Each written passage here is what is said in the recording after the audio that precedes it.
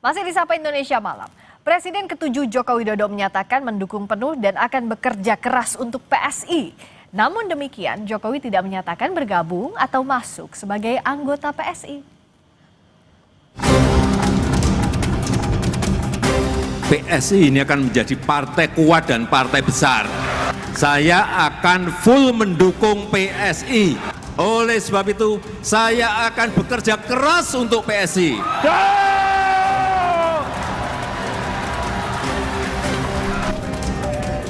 Presiden ke-7 RI, Joko Widodo menyatakan mendukung penuh Partai Solidaritas Indonesia. Jokowi juga menegaskan siap bekerja keras untuk parpol yang kini dipimpin putra bungsunya, Kaisang Pangarep.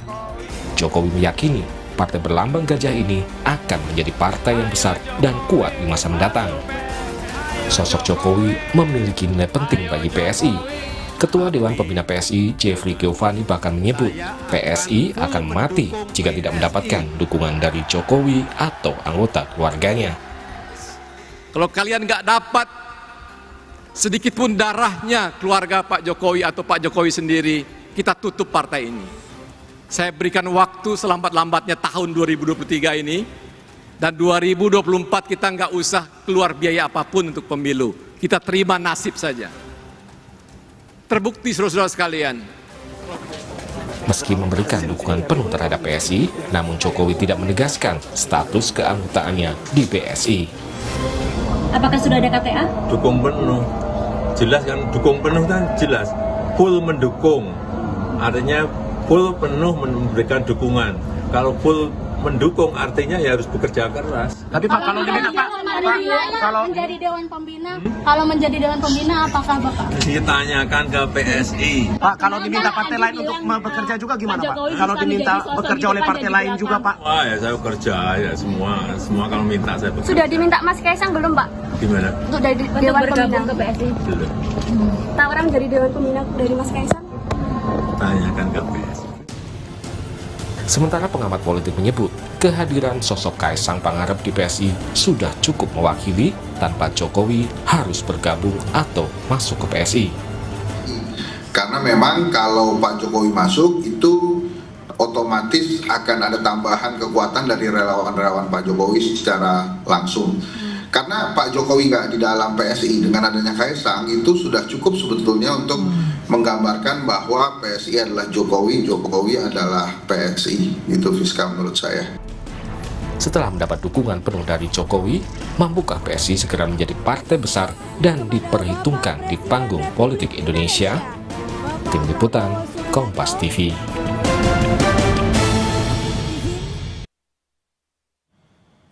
Tegas menyatakan dukung penuh akan bekerja keras untuk PSI, namun Jokowi tidak menyatakan bergabung dengan PSI. Ini strategi atau peran apa yang akan dimainkan Jokowi dan PSI? Kita ulas bersama Direktur Eksekutif Trias Politika Agung Baskoro, dan kita juga masih menantikan juru bicara PSI Beni Papa. Halo Mas Agung, selamat malam. Halo Friska, malam. Aduh, ini tuh menarik banget ya pernyataannya Pak Jokowi. Nggak ngomongin soal KTA, tapi akan kerja keras buat PSI. Jadi sebenarnya gimana sih Mas Agung bacanya? Iya, ada dua pandangan kalau saya lihat. Pertama, memang Pak Jokowi kan selama ini di PSI menjadi semacam mahzab ya, Jokowisme. Betul. Dan ini sedikit banyak praktek itu terejawanta di PDIP dengan ya Soekarnoisme, Marhenisme seperti itu. Tapi ada pandangan kedua yang mengungkapkan bahwa di Partai Demokrat ada Pak SBY sebagai Ketua Majelis Tinggi dengan wewenang 50% plus Mas Ahaye sebagai ketum. Dan ini sedikit banyak mendekati apa yang terjadi di PSI juga. Pak Jokowi misalnya Ketua Dewan Pembina atau Ketua Dewan Kehormatan atau sejenis itu, kemudian ketumnya Mas Kaisang. Jadi tinggal Pak Jokowi ataupun Mas Kaisang memilih opsi yang mana. Karena dua-duanya ini ada plus minusnya. Kalau secara kultur ya mahzab tadi. Kalau secara struktur yang ketua dewan seterusnya itu. Nah, tapi memang yang paling baik secara struktur karena bisa menagih janji-janji yang akan yang akan dilakukan oleh PSI. Misalkan kemarin ada deadline dari Pak Jokowi, kalau bisa akhir 2027 sudah ada struktur sampai desa.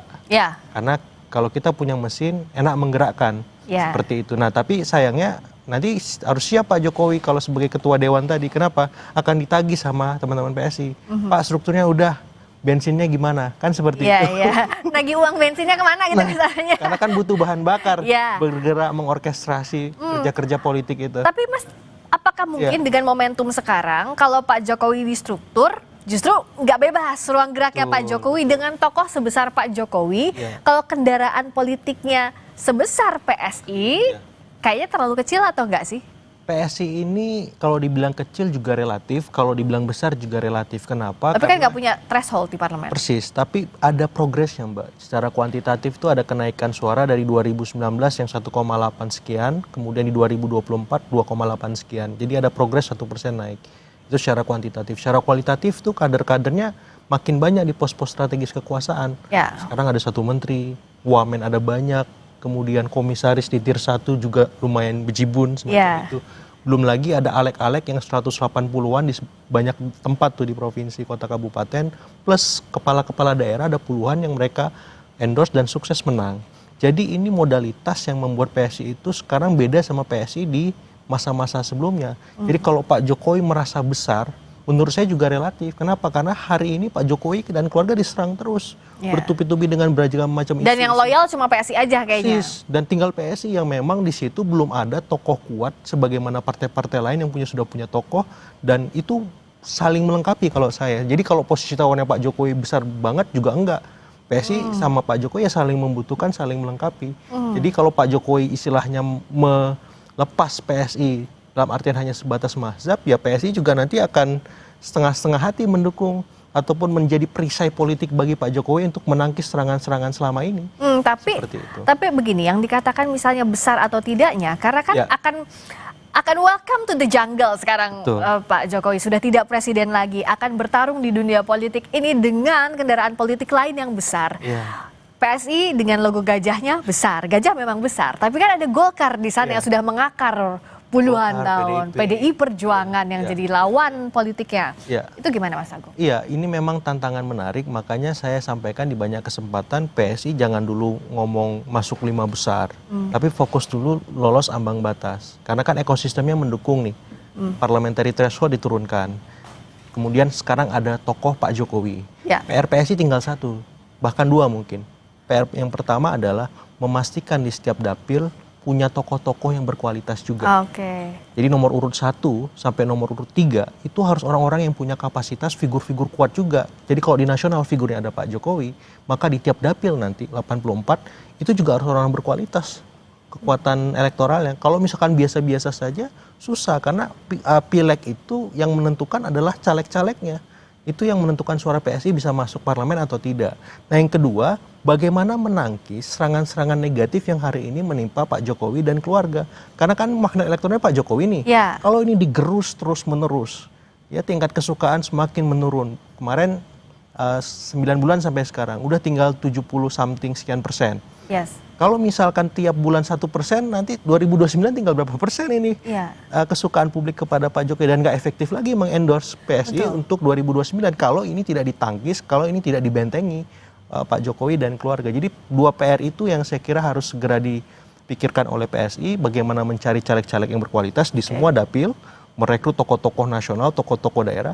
Yang kedua, menangkis serangan yang selama ini dihadapi oleh Pak Jokowi dan keluarga, dan serangannya harus ditangkis dengan cara yang sepadan bahkan lebih besar lagi. Wah, 2 PR tapi kayak berat banget ya, apalagi momentumnya kan Pak Jokowi semakin lama dari purna tugasnya kan setelah kemarin terakhir menjabat. Apa strategi yang harus dimiliki PSI?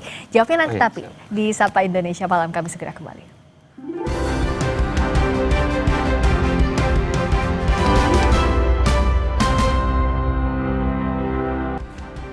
Tegas nyatakan dukung penuh akan bekerja keras untuk PSI, namun Jokowi tidak menyatakan bergabung dengan PSI. Strategi atau peran apa yang dimainkan Jokowi dan PSI? Kita ulas, sudah hadir sekarang juru bicara PSI Benny Papa, dan masih bersama kami Direktur Eksekutif Trias Politika Agung Baskoro.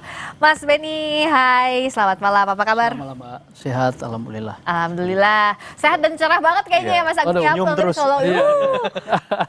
Karena jadi headline di mana-mana. Nah tapi PR-nya masih banyak, kata Mas Agung. Kita bedah satu-satu dulu. Pak Jokowi nggak pegang KTA memang. Tapi kan untuk Pak Jokowi apalah arti sebuah KTA. Tapi perannya apa sih sebenarnya Pak Jokowi di PSI? Iya, Jadi sekarang saya kira secara eksplisit juga ya beliau sampaikan kemarin di arena Kongres bahwa beliau akan turun langsung untuk membantu full partai PSI, akan bekerja semaksimal mungkin, dan saya kira ini kan yang memang ditunggu-tunggu terakhir-terakhir ini Mbak. Jadi sebelum Kongres itu memang banyak kader-kader kita yang bertanya apakah Pak Jokowi akan bergabung, bagaimana Pak Jokowi akan hadir di Kongres, dan ternyata itu dijawab dengan tegas sama Pak Jokowi bahwa beliau akan bekerja keras. Nah soal bagaimana perannya nanti, apakah masuk struktur kan itu kan soal lain. Tapi ya saya kira bahwa sekali lagi semangatnya Pak Jokowi itu kan sudah ada di PSI, bahkan belum memberikan kisi-kisi. Satu, kita itu mesinnya mesti mantap, mesinnya. Yang kedua, selain mesin, ya mesti bensinnya juga oke.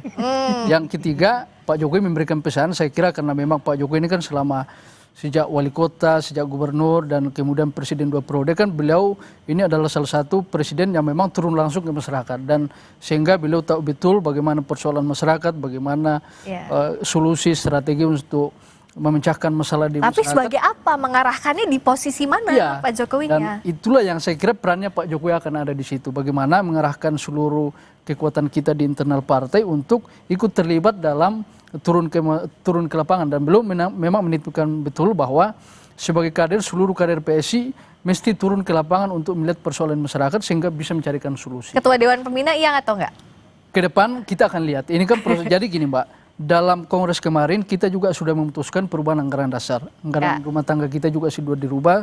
Sebagaimana saya kira statement Ketua Dewan Pendiri juga Pak Jeffrey Gopani kan juga sudah menyampaikan secara jelas bahwa Dewan Pembina diisi oleh Dewan Pendiri 2 orang, DPP diisi oleh 2 orang, yang kedua DPW mengisi 1 slot. Jadi saya kira ini kita akan lihat ke depan, dan dalam waktu dekat saya kira Mas Ketua Umum akan menginformasikan struktur Dewan Pimpinan Pusatnya dan juga sekaligus dan Dewan Pembina secara utuh. Kalau dari jawabannya Mas Beni kayaknya ke iya banyak ya, atau gimana Mas Agung? Ya kalau bahasa full time itu, kalau saya kerja full time ya full time ya kan. Jadi diminta kapanpun ke studio ya ke studio misalkan, nggak boleh Zoom, nggak boleh work from home gitu ya. Artinya memang Pak Jokowi ini ada kecenderungan tendensi besar sebagai ketua, apakah Dewan Pembina, Dewan Kehormatan, pengarah atau apa gitu ya. Jadi memang tapi kita akan lihat apakah dia punya otoritas atau enggak. Itu juga yang akan jadi pertanyaan saya, karena kalau di Demokrat itu kan ketua majelis tinggi 50% tuh.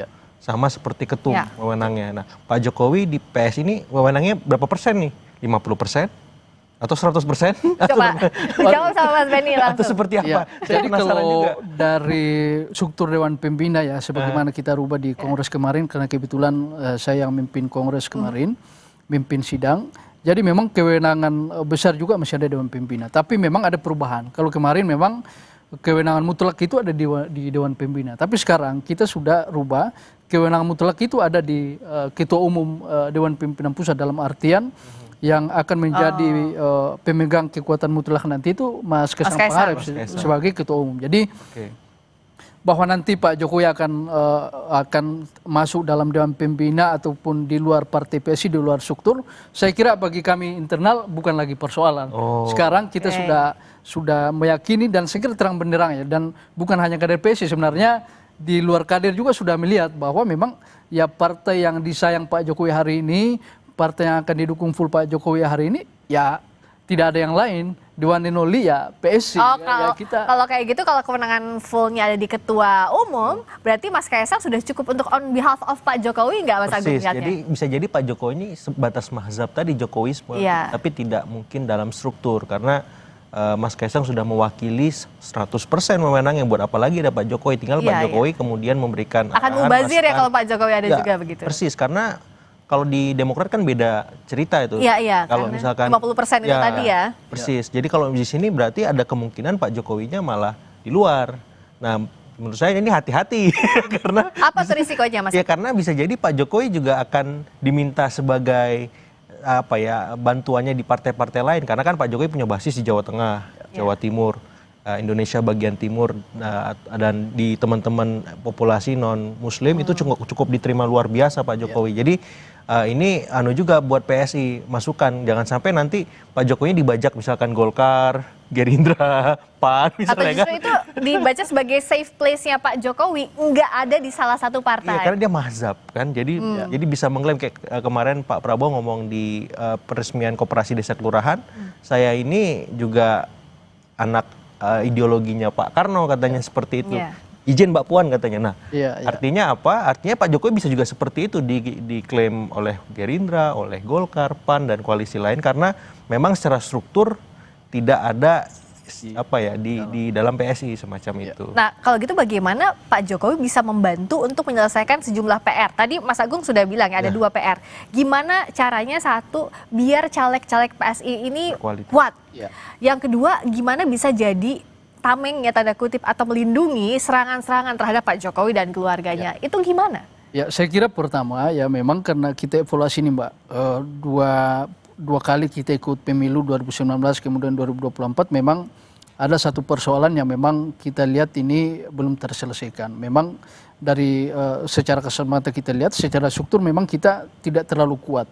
Bahkan kemarin Mas Kaisang masuk kita dalam kondisi yang memang tidak terlalu kuat. Jadi 3 bulan Mas Kaisang masuk itu kan tidak signifikan pengaruhnya. Dan ini yang memang ditentukan oleh Pak Jokowi. Dan saya kira memang nanti ketika akan persiapan untuk pemilu 2029 penguatan struktur, saya kira memang Pak Jokowi akan turun. Jadi Pak Jokowi tidak hanya akan di tempat untuk memberikan arahan, tapi memang pesannya bahwa Pak Jokowi akan turun. Dan itu memang di beberapa kesempatan ya kami mendampingi Ketua Umum Mas Kaisang ngobrol dengan Pak Jokowi memang bahwa Pak Jokowi akan full tidak hanya memberikan arahan ya di ini, tapi memang beliau akan turun ke dapil-dapil, turun ke provinsi-provinsi untuk membantu partai PSI. Dan saya kira ketika itu dilaksanakan oleh Pak Jokowi ya, saya kira itu akan sangat membantu penguatan struktur. Karena memang sejak ini kongres ini baru 2 hari setelah kongres ya. Ini banyak banyak Mas yang tertarik untuk masuk PSI karena Pak Jokowi itu orang sudah melihat wah Pak Jokowi ini sudah di PSI. Apa bedanya waktu Pak Jokowi menjabat sebagai presiden? Kan kalau hitung-hitungan awamnya lihat golden momentnya justru saat Pak Jokowi menjabat full power di pemerintahan. Kalau sekarang? Ya kalau dulu Pak Jokowi dengan waktu masih presiden kan juga tidak bisa diklaim 100% oleh PSI karena kan waktu itu juga Pak Jokowi masih memiliki koalisi yang dimana banyak partai-partai yang ada di koalisi beliau. Dan kedua memang persoalannya bahwa kekuatan struktur kita ini tidak kuat-kuat amat waktu itu. Jadi memang ini jadi salah satu memang pesan penting dari Pak Jokowi dan memang ini jadi konsen Mas Kaisang sendiri seluruh kita yang ada di DPP bahwa memang struktur ini yang harus kita benahi. Karena kalau struktur yang kuat maka keyakinan kita bahwa Partai PSI sebagaimana yang disampaikan Pak Jokowi bahwa akan masuk di Partai Menengah 2009, di 2034 akan jadi partai besar. Saya kira target-target itu sangat realistis dan sangat masuk akal kita ketika penguatan struktur kita bisa lakukan dengan baik. Nah kalau dari Mas Agung, how to ride the wave? Kan PS ini harus riding the wave, memanfaatkan Jokowi Effect yang sekarang muncul lagi momentumnya. Kalau besok lusa belum tentu loh, karena kan sudah tidak menjabat lagi itu Mas Agung. Iya kemarin Pak Jokowi masih presiden tuh saya anggap masih part time Mbak. Di PSI, di PDIP, untuk publik. Kalau ini full time di PSI, artinya memang PSI harus mengorkestrasi magnet figur Pak Jokowi supaya apa? Supaya Jokowi Efek bekerja lagi. Tapi dengan catatan yang saya bilang tadi, ini serangan-serangan yang masuk harus ditangkis. Karena kalau serangan-serangan ini dibiarkan terus, Jokowi Efek nggak akan maksimal, bahkan akan pudar. Gimana cara PSI harus pasang badan buat ini? Ya kalau saya kan dulu PSI paling garang di semua level media tuh. Sosmed, TV, online cetak, di mana ada serangan di situ ada PSI. Sekarang di mana ada serangan di situ adanya relawan. PSI-nya nggak ada. Iya. Maksud saya ya ini ditemenin relawannya kan. Kalau ada relawan 2 lawan 1 berarti yang dilawan kan. Nah kalau seperti itu saya melihat Jokowi Efek bisa maksimal. Tapi kalau misalkan enggak, ini lama-lama akan pudar. Dan bisa jadi akan menjadi beban bagi PSI, Pak Jokowi dan keluarga kalau tidak disiasati dengan baik. Di spin isu itu supaya positif, tidak mengganggu citra di persepsi publik seperti itu. Udah dilakuin belum Mas Ben? Ya ini kita baru habis kongres dan memang ini sengaja saya pakai pin logo baru ini Mbak. Bagus. Jadi kalau simbolnya ini kan kekuatan, bijaksana, cerdas dan memang itu kemarin Pak Jokowi bahkan Presiden Prabowo juga menyampaikan pesan yang sama. Simbolisasi dari gajah itu ya cerdas, bijaksana. Makanya ya memang akan banyak perubahan-perubahan termasuk dalam hal bagaimana tampilan-tampilan publiknya nanti baik narasi-narasi dari PSI saya kira akan menyesuaikan dengan semangat yang baru yang akan kita laksanakan. Tentu bahwa nilai-nilai yang terkandung dalam logo yang baru kan memang ini yang harus diinternalisasi dalam bentuk baik program yang tadi disampaikan, kemudian dalam tindakan-tindakan politik partai yang memang kita lihat bahwa bagaimanapun juga yang paling penting ini kan bagaimana kita selalu merekatkan persatuan dalam baik dalam tataran politik maupun sosial kemasyarakatan. Dan ini yang kami kira, yang kami lihat bahwa ini juga salah satu bagian dari kami untuk bagaimana kita menjadi garda terdepan dalam membela Pak Jokowi. Jadi tidak hanya bukan soal ini kan banyak di media nih yang caci maki apa semua. Ini kan kalau kita balas ini kan makin besar. Jadi kami mengambil posisi, kami akan sangat bijak sekali untuk menanggapi hal-hal yang menurut kami yang harus kita tanggapi, yang mana kita ini. Tapi sekali lagi bahwa ya pasti partai PSI akan menjadi garda terdepan untuk membela Pak Jokowi. Karena bagi kita ya Pak Jokowi itu adalah patron kita. Tidak ada patron yang lain di internal partai PSI yang memang betul-betul itu menjadi kekuatan spirit dari anggota. Ya selain Pak Jokowi. Nah kalau gitu Mas Agung, singkatnya bagaimana agar PSI dan Pak Jokowi ini punya hubungan yang saling menguntungkan? Kalau mesra sih udah nggak usah diomongin lagi lah, dari awal sejak ada awal PSI berdiri itu Pak Jokowi lah yang jadi patron. Tadi juga sudah disampaikan. Tapi bagaimana agar berbuah untuk PSI-nya elektoral pasti. Untuk Pak Jokowinya juga punya kendaraan politik dan perlindungan. Ya, jadi kalau saya melihat memang teman-teman PSI kan punya infrastruktur sampai ke level bawah. Ya ketika memang ada serangan-serangan muncul, ya itu berusaha ditangkis. Maksudnya ada satu orang juru bicara atau berapa orang lah semacam itu. Sehingga Pak Jokowi ini leluasa untuk melakukan tindakan-tindakan belusukan ke bawah, ke dapil, ke basis-basis yang menjadi kantong-kantong partai tertentu.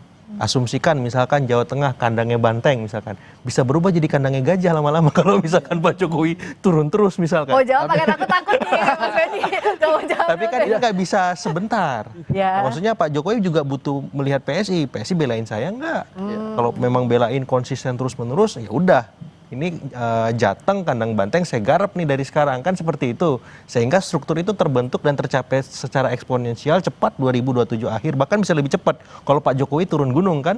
Tapi kalau misalkan teman-teman PSI takut-takut di tengah kalem nggak ada serangan ya, Pak Jokowi juga mikir nih, ya sudah saya juga akan menyelinap dalam tanda petik di partai-partai lain sebagai mazhab tadi, seperti itu. Iya, kalau membangun kandang gajah kayaknya agak senyum, boleh dijawab sedikit? Ya, kalau di Jawa Tengah ya, saya kira dulu kami waktu masa pilkada kami kebetulan ditugaskan di sana sama Mas Ketum untuk mengawal pilgub ya. Di sana mengawal pilgub dan memang ya kita betul melihat bahwa memang pengaruh Pak Jokowi secara personal itu di Jawa Tengah kan juga sangat kuat dan memang ini satu kekuatan juga yang memang kita ingin kita implementasi dalam program-program partai PSI ke depan, bagaimana supaya pengaruh Pak Jokowi yang sangat tinggi ini di Jawa Tengah juga menjadi implikasi kuat untuk kemajuan partai PSI di sana. Tapi sekarang kalau kita lihat Mbak, Jawa Tengah itu masuk dalam salah satu basis partai PSI. Kalau kita lihat baik dari anggota legislatif, kemudian dari anggota yang aktif itu Jawa Tengah, kemudian DKI Jakarta, Jawa Timur, NTT itu masuk. Jadi memang ya kita punya optimisme di Jawa Tengah. Tapi bahwa kemudian ada partai lain yang lebih kuat ya tentu kan itu tidak bisa juga dibantah karena memang punya sejarah tersendiri di sana. Tapi